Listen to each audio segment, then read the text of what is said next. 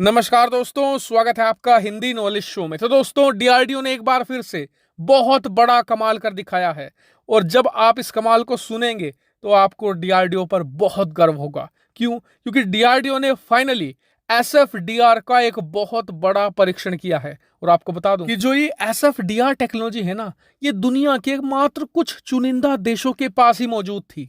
भारत कई सालों से इसे पाने के लिए प्रयास कर रहा था और आखिरकार हम संपूर्ण रूप से सफल हो गए हैं। और आप यकीन मानिए, ये हमारे लिए बहुत क्रिटिकल था, क्योंकि हम एक ऐसी मिसाइल की तलाश में थे जो चीन और पाकिस्तान दोनों के साथ जब अढ़ाई मोर्चे की लड़ाई लड़ी जाएगी तो दोनों को एक साथ काउंटर करे। और अब इस मिसाइल को पाने में हम सफल हो चुके हैं। तो ये एसएफडीआर है क्या, ये मिसाइल कौन सी है और इसके जरिए हम कैसे चीन पाकिस्तान को एक साथ हरा सकते हैं, सब कुछ डिटेल से आपको बताऊंगा। तो चलिए बिना टाइम वेस्ट की वीडियो को शुरू करते हैं। तो दोस्तों, सबसे पहले एसएफडीआर ये है, यानी कि सॉलिड फ्यूल डक्टेड रैमजेट। ये एक खास तरह की टेक्नोलॉजी है जिसमें जो फ्यूल होता है वो सॉलिड फॉर्म में इस्तेमाल किया जाता है और इसमें रैमजेट लगा होता है, जिसकी मदद से आप किसी भी मिसाइल को 4.5 मैक तक, यानी कि लगभग हाइपरसोनिक रफ्तार से दुश्मन पर हमला कर सकते हैं।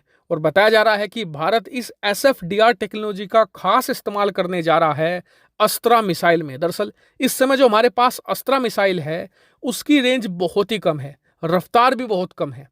ऐसे में उसमें एसएफडीआर टेक्नोलॉजी का इस्तेमाल किया जाएगा, जिसके बाद उसकी रफ्तार 4.5 मैक तक होगी और रेंज 350 किलोमीटर प्लस होगी। हालांकि आप लोग कहेंगे कि 350 किलोमीटर तो बहुत कम रेंज होती है, भारत के पास तो ऐसी मिसाइलें हैं जिनकी 5-5 हजार किलोमीटर रेंज है। तो आपको बता दूं कि जो ये अस्त्रा मिसाइल है ना, ये एक एयर लॉन्च मिसाइल है, यानी कि लड़ाकू विमान में लगती है। और लड़ाकू विमानों में लगने वाली मिसाइलों की रेंज ज्यादातर आपको 100, 150, 200 किलोमीटर मिलेगी।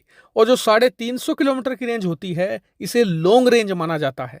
क्यों? क्योंकि लड़ाकू विमान खुद टारगेट के बहुत करीब जाकर मिसाइलों को जनरली लॉन्च करता है। ऐसे में 350 किलोमीटर की रेंज काफी ज्यादा होती है। और ये भारत के लिए अहम क्यों है? अहम इसलिए है क्योंकि अभी तक जो हमारे पास स्वदेशी मिसाइलें थी उनकी रेंज बहुत कम है।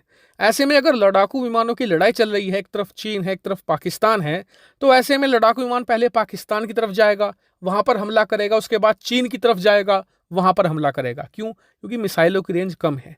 लेकिन इस 350 किलोमीटर की रेंज की वजह से लड़ाकू विमान को ट्रैवल कम करना पड़ेगा, समय बचेगा, इससे फ्यूल बचेगा। और उससे भी महत्वपूर्ण कि इस लंबी दूरी की मिसाइल की वजह से भारतीय लड़ाकू विमान भारत की सीमा में रहकर पाकिस्तान और चीन के अंदर डीप स्ट्राइक भी बड़ी आसानी से कर सकेंगे। हालांकि आपको बता दूं कि एसएफडीआर टेक्नोलॉजी का इस्तेमाल सिर्फ अस्त्रा में नहीं होगा, इसके अलावा कई और मिसाइलों में भी इसका इस्तेमाल होना है। और अच्छी बात यह है कि कल एसएफडीआर का डीआरडीओ ने सफल परीक्षण कर दिया है। जो भी क्रिटिकल पैरामीटर्स थे उन सबको एसएफडीआर ने अचीव कर लिया है, यानी कि अब इसका इस्तेमाल बड़ी ही जल्द भारतीय मिसाइलों में किया जा सकेगा। तो डीआरडीओ की इस बड़ी अचीवमेंट पर आपका क्या मानना है? कमेंट करके जरूर बताएगा। फिलहाल इस वीडियो में इतना ही। Thank you very much for watching.